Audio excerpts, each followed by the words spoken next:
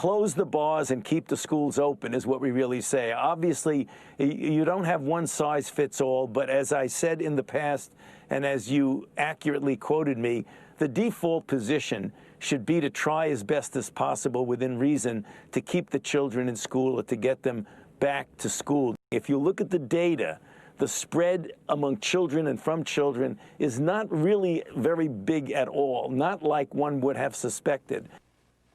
Oh, I've always said you should keep the schools open, says the man in charge of America's coronavirus response to a nation whose schools have been closed for months. Right, yeah, I always said that. Check the tape.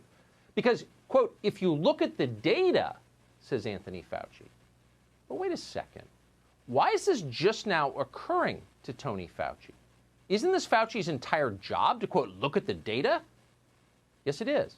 And yet somehow he never thought to do that. That's our corona czar.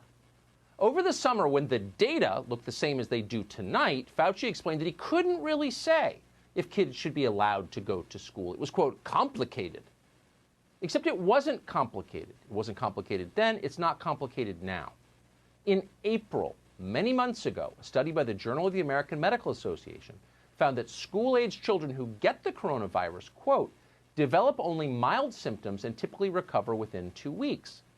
Months later, same story. In June, a study in The Lancet affirmed this, quote, COVID-19 is generally a mild disease in children, including in infants. Other studies found the exact same thing. No study has found anything but that. There was never much question about it. But if you're looking for more evidence, check the death rates. Those are publicly available. Deaths are not hard to track. Consider the state of New Jersey. That's one of the states hit hardest by the coronavirus. So far, in New Jersey, not a single school-aged child has died from the coronavirus. Not one. Many children have died from car accidents and fires and drug ODs and suicide. None have died from COVID-19. In California, the biggest state in the United States, 40 million people live there. A total of 2 people under the age of 18 have died from the coronavirus.